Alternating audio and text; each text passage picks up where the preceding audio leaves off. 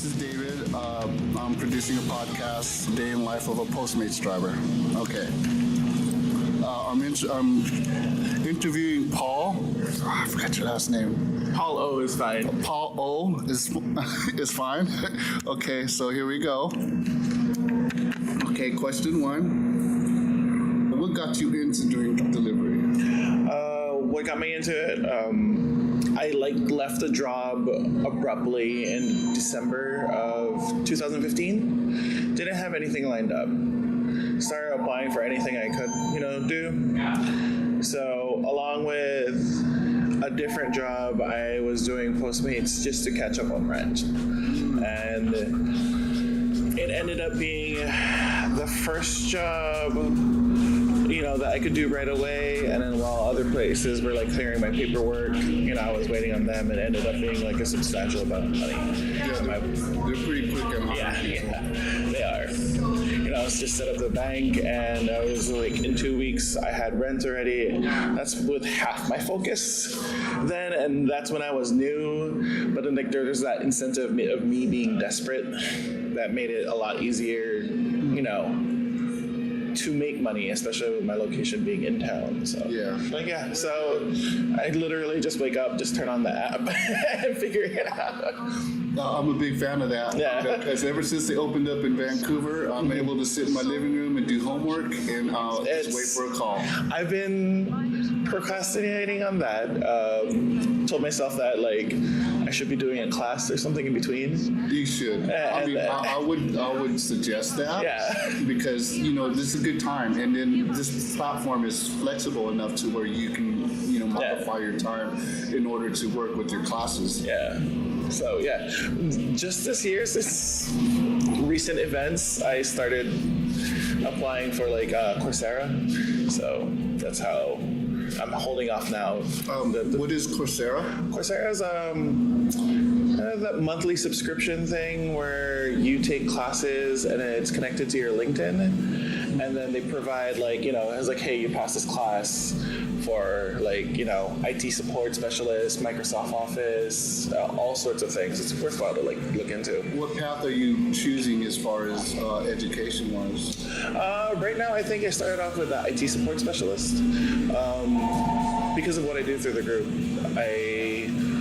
I feel as if I'm already in the middle of it. Aside from my own personality that's kind of apparent online, I think I do a pretty decent job of illustrating, where the gaps are and how people understand things. Very good. Yeah. Let's see what's the next one. So let's before we go further, let's discuss about you losing being about what Postmates did to you recently. Yes. Recent event. Do you have any idea to why they canceled your job or suspended it or deactivated it? All I know about the system is it's automated majority of the time, and there were significant amount of changes through Postmates since November, I believe, and I made a conscious decision to stay offline because whatever previous rating system to whatever rating system that they had following up seemed as if whatever I was doing was in conflict of how I understood the system. And right now, I'm still figuring it out. And a lot of people are probably going to try and figure out without getting themselves deactivated. But there is such a limited amount of personnel looking at each person in this crowd-funded business that they can't get to everyone right away. So their first defense to prevent fraud and, I guess, abuse of the system and the rest of the system going down, being unfavorable to, I guess, customers is to deactivate them until somebody can actually find definitive proof that there's someone. There was some wrongdoing. Yeah, some malicious wrongdoing. I don't agree with it because it's costly. But how I got into Postmates, as a reaction, I'm constantly dependent on myself, not to a single system. So I'm frustrated about that. So I did there was a lot of emotional cost of me like losing Postmates and the idea of it, having me being dropped. Yeah, it's a scary thing myself too. I really depend on Postmates to make a living and help me through school and stuff. And I'm buying a car with Postmates. So. That's what I ended up doing as well for myself. Yeah, it provides a lot for me. So how long have you been doing delivery? Since 2016, so I think this is my third year, I believe. Yeah. So, what do you like or dislike about delivering food? I like delivering food because I used to work in the back of the house. And people that understand the back of the house and how it works, if an item's delayed, you can't really pressure the back of the house. There's probably like one or two cooks back there, depending on the situation. So when you're saying the back of the house, you're saying like in the restaurant industry, as far as in the kitchen area? Yeah. Back of the house, kitchen, dishwashers, cooks, preps, anybody that's working like in the kitchen. Yeah. I'm extremely comfortable in the kitchen. I'm not the best at it, but then like I end up understanding what goes through. Like they can get slammed or not. Front of the house, they ask a simple question: "Is like, when is this going to be done?" I was like, I don't know, and I get that because I can't. When I was working in the back of the house, it just ended up being a fun thing, and I don't pressure them. So, do you think that having that background, as far as working in the service industry, in the kitchen, or in the food industry, has helped you through Postmates? Yes, quite a bit. Restaurant personnel kind of have a little bit more patience for other people that understand what they go through. Front of the house is very specific. They're the face of the kitchen. The kitchen may not be so pretty. Yeah. So if you understand that and like be patient on that level, it's a good good to do Postmates, and then sometimes you get invited out, or you see them in a show, and then restaurant industry people like to party. So. Okay, so what is your dislikes then? Just the uncertainty. I know that orders roll in and out, but I also understand that Postmates is a business. Like I want to have as much money as for myself. What makes it very difficult is I don't know when they're hiring a lot of people where it ruins my routine. I don't know if they hired like a lot of people in Gresham and I have a routine for Gresham and like figure out how to come back into Portland. So you're always having to modify your routine. Yes. There's the uncertainty is like, I don't know if there's going to be a job there. I don't know if I dislike that I have to modify everything consistently, and there's always a lot of assumptions that you may not be true, but you have to act like as if it is. Yeah. And I think that's the most tiring part of Postmates. Try to stay ahead of the curve. Yeah. Okay. Where do you see the future of the online delivery market?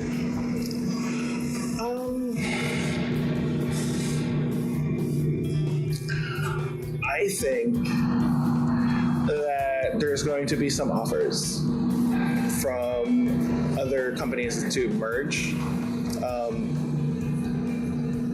But contrary to like every news article that's out there, I feel like as if the monopoly of like who's left over from the railway, from back in the 1900s, I feel like this is like that sort of infrastructure to the internet age. And if they hold out, I feel like as if there'll be just a single private company holding out their own and trying to upsell services, like how we use, trains, air flights,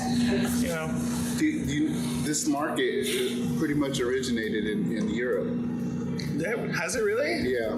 Huh. Well, I do a lot of research about Postmates and the gig economy. I know that the founder was from Belgium, I believe. Yeah, in Europe, worldwide, this is a really big industry.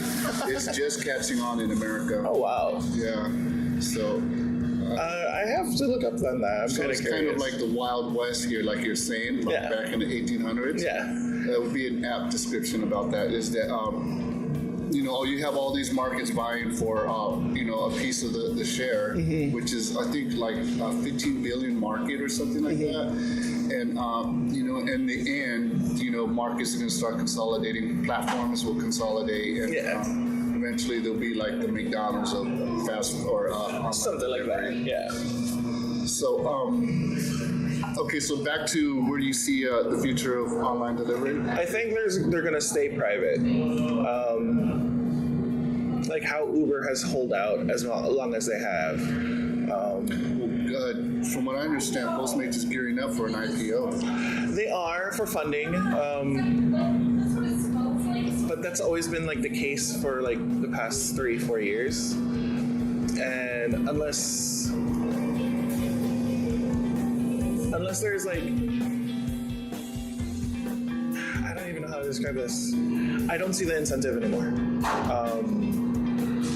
The markets that I've seen, it seems like they're already placed into towns and suburbs areas where there could be a possibility of growth. And then right after that, there's like federal lands where they haven't really developed just yet. Yeah. And I don't know. It'd be interesting to see. I could be wrong. Well, the two driving factors I see is convenience and food. Yeah. People like food, we have to live off of it. Yeah. And people love convenience. That's how drive-thrus became so popular. Yes. The convenience, the fast food. So I see this market thriving in a sense. Like it'll always be here, but in what capacity? I mean, I don't want to see automated vehicles driving us around. I see that still a long way. But like I was saying earlier about the population density, I feel like as if they're in the necessary markets, and then like how much of the left is of that population outside of that market. Like you say, like Portland, I feel like as if it's like one of the relevant cities in Oregon, and then the next is Salem, and then there's Eugene, and they've got those market covered, and then how much rest is like outside of those counties. I'm wandering a little bit. No, it's okay, because that's what I want to do is trying to get into your mind. Okay. Like how you see the market, how you see food delivering and stuff. Yeah.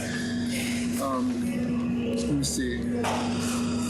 So where do you see the future? What's the strangest items that you picked up? I think it was an entire shelf of laxatives. Really? Yeah, I left that in the group. It was like, I can't recall if it was like just $100 or I feel like as if it was more, but I was just appalled of like how many laxatives I had to get. It was liquid, it was tablets, and then I had to text her back which I needed, and she's like, you know what, just get the entire shelf. And I was just like, okay. That is different. Yeah. Well, okay, so what's the strangest person that you've delivered to or place? I don't know if there was ever a strangest place. I feel like I know I delivered it to a person in line to the Roseland in the middle of the day, and I thought that was the coolest kid that was like in line. She ordered a pizza and It like was a kid. There were kids waiting in line for something. Yeah, and that was like best application of Postmates. But I wouldn't be surprised if someday we deliver to a cop parked on the side of the road. yeah. I can't recall. Like, there's a whole bunch of creepy situations where it was just like What's a guy the creepiest? a guy that already had the door cracked open, like just staring through his door that was naked, and then like when he opened the door, he was just like full on there. And my whole routine is always have your bag, so I was like blocking my sight with my bag, like I'm not looking at you. Yeah, I've never had that. I've delivered to people in onesies, like guys in onesies, guys in dresses. Yes. I thought it was a gag because he's full beard and everything, you know. Looked like he should be a lumberjack or something. And he's just dressed. I was like, okay, you must have lost a bet. Yeah. I feel like that's necessary in Portland. Part of the Portland experience. Yeah.